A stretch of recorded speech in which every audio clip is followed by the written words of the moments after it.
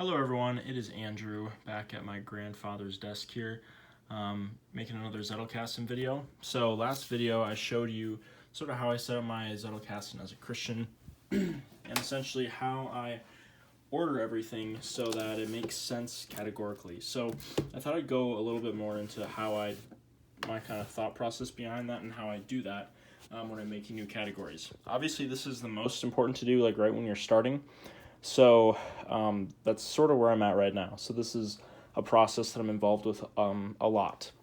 So essentially I showed you my main categories last time, and a lot of those were derived from this book called How to Read a Book.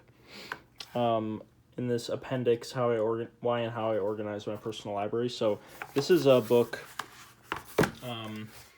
written by Andrew David Naselli.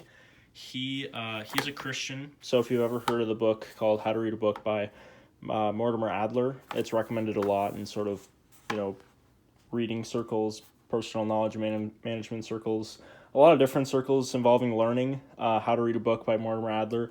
This is, if you're a Christian, or honestly just anyone, this is a better book. It's written, in the last couple of years, updated language, very concise, and obviously has a Christian perspective. Which is really helpful. Anyways, he basically talks about how he organizes his library in categories. He's using a program called Zotero. So Zotero is an online thing to manage references. It's actually not an online thing. It's a local thing, anyways. But he describes basically how he organizes his books and resources. So he does it in exegesis and biblical theology. So that's his first category. Then he has historical theology, systematic theology, practical theology, and then he just has an other category, which is kind of a catch-all for a whole bunch of different things. So I have adapted this. So basically, my Zettelkasten, I have one section, my 1000 level is exegesis, then I have biblical theology, then I have systematic theology, I believe, historical theology, practical theology, and then I have a bunch of the academic disciplines, essentially. So I have this right now. This is my Zettelkasten. You've seen I got a new box here with actual dividers and a little thing that actually pushes everything forward, so I'm not absolutely struggling here. So major improvement. I'd recommend getting one of these when you first start because it's a lot easier when you don't have a lot of cards to add the little thing that pushes it forward. Anyways, so my first one is exegesis. That's 1000. I think I might have misspoke here. I set these because these are adding up to be a lot of notes. This is the Old Testament. This is New Testament. You notice this is all in the 1000 level category.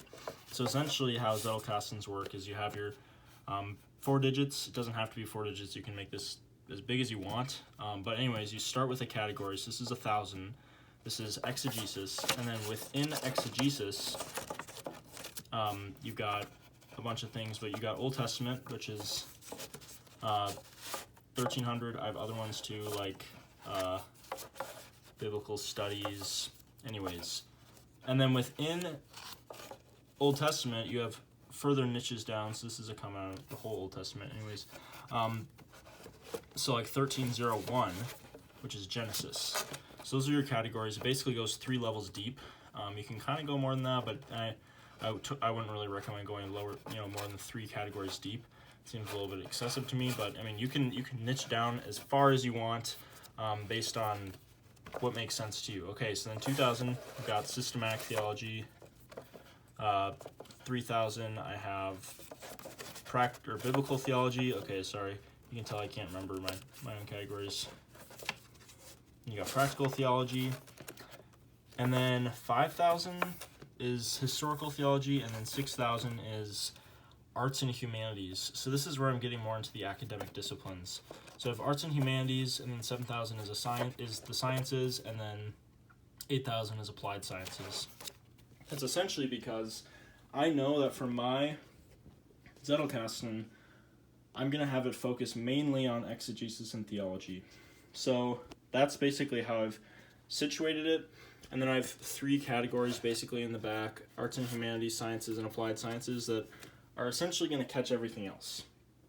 And basically, as you're going through your Zettelkasten, see I have a whole stack here of unfiled notes. So these are notes I made in class, notes I made reading, but essentially these are notes that I'm eventually going to have to file. These are kind of straightforward. These are notes on the text. I think I have some other notes back here that are more business oriented. Everything communicates in marketing.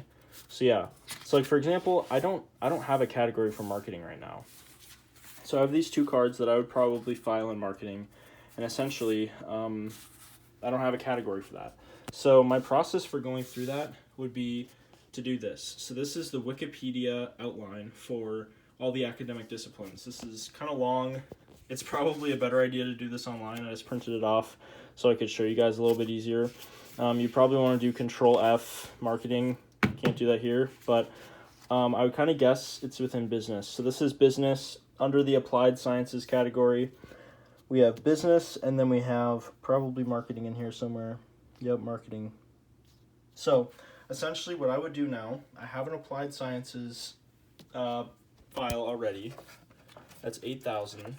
Okay, so now what I would do probably is I would take another note card and I would write business on it, and then I would write 8100. So it's basically another category within applied sciences.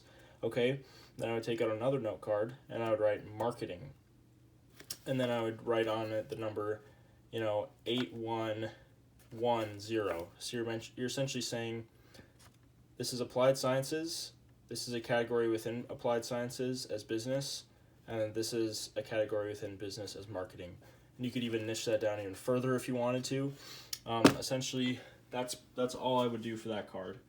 Now, the other thing I want to show you, and this is more valuable coming from a Christian perspective, this is basically a topic list of Desiring God articles and resources. This was a suggestion to look at from Andy Naselli's How to Read a Book.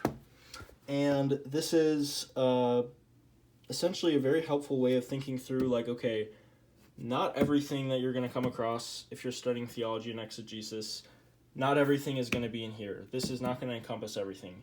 There's a decent section on theology and, field ministry is I think what they call it, but it's not going to cover a lot of things.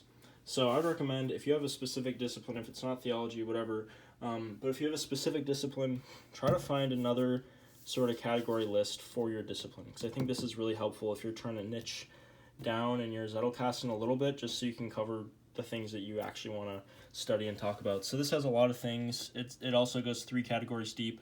So top level category here is the Christian life. I would probably make this as a category within my practical theology section. But the Christian, and I think I do have a category right now for the Christian life.